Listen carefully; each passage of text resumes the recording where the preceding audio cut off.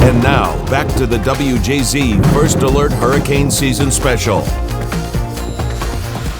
Welcome back, everyone. I'm First Alert meteorologist Tim Williams, and I'm here with the spokesperson for the Maryland Department of Emergency Management. This is Ed McDonough. Ed, thank you so much for joining us. Glad to be here. Thanks for having me. Absolutely. This is a very timely and important topic. A lot of folks move into this area. They are not familiar with the types of extremes and the type of severe weather that Maryland receives. Tell us about MDEM and your role.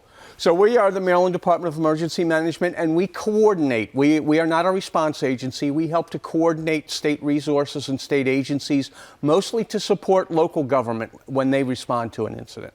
And when you are talking about that response, we're talking about response not just to tornadoes or snowstorms, but this time of year, the focus is hurricanes, potentially the residual effects of those types of storms. Talk to us about January 1st, or June 1st, and what happens after the hurricane season starts. So basically, we want people to be aware. We want them to follow what's going on out in the Atlantic. We usually have somewhere between 5 to 7 days notice. And of course, early on, the farther out the storm is, the harder it is to pinpoint the exact location. But obviously, following meteorologists like you and your colleagues, keep track of what's going on and be prepared.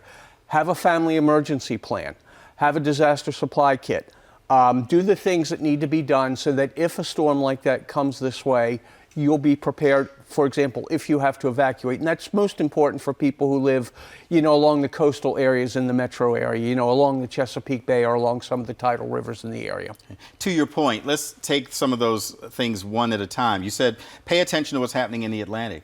Maryland does not have to be hit directly by a hurricane in order to have the problems. Absolutely not. The deadliest hurricane in our history, we just celebrated the 50th anniversary last year, was Hurricane Agnes in '72. 22 people died, mostly from flooding. That was a Category 1 storm. It came on land first in Florida, meandered out in the Atlantic around the Carolinas, and then came back again and dumped a lot of rain on Maryland and Pennsylvania. So we had immediate flooding, particularly in the Baltimore and Washington metro areas around central Maryland. And then a few days later, residual flooding along the Susquehanna from all the rain that was dumped in Pennsylvania, where it was more deadly even than it was here. Now, when you see those storms come in from the Atlantic, they give you time to make a plan, but it doesn't help if you don't have a plan and enact it. Absolutely. So, for example, if you live in an area subject to flooding or storm surge, and we think like Bowley's Quarters and areas along the Chesapeake or its tributaries over there, think about where you're going to go. The last place you want to go is a storm shelter opened by your local government. It's a last resort refuge. If you can have relatives that you can visit, or if you can afford to stay in a hotel or a motel somewhere, you're much better off trying to get out a day or two ahead of time. A place where you'll be more comfortable than on a cot with, hundreds of your neighbors and relatives. Right. You talk about the rain being a major event. The remnants of these storms come. They dump a lot of rain in a short period of time. Is there something that you can do in your home to try to prepare yourself and your family? Well, you can know whether your area is subject to flooding. Now, there are a couple different kinds of flooding. There's storm surge, and that is the stuff we think about down around Ocean City. There's tidal flooding, which is what we tend to think about along the bay and other areas.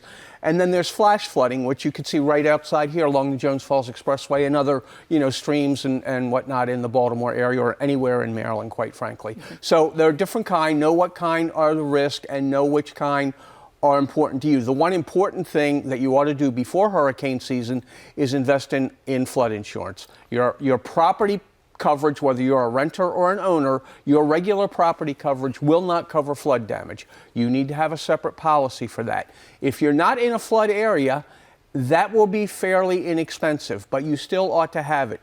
A colleague of mine likes to say that if it can rain, you can have flooding. So even if you're in an area that's not subject to a lot of flooding, look at places around Houston with the hurricane that made landfall there several years ago, and flooded areas that had never been flooded before because it just was, 50 inches of rain. Now that's an outlier in terms of amount, but think about what would happen if there would be a huge amount of rain and let's say the storm drains around your home were clogged and couldn't process or couldn't handle all that water. And then the water comes up and gets into your basement, for example, and damages some of your living space. And all. It's very expensive.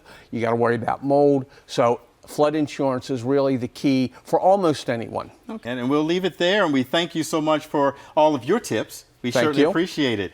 And we'll have many more of Ed's suggestions. We'll have all of a list of the things that you need to keep yourself safe on our website at WJZ.com. Ed McDonough, thank you so much. Thank you, Tim. Appreciate it. All right. The WJZ First Alert Hurricane Season Special. We'll be right back.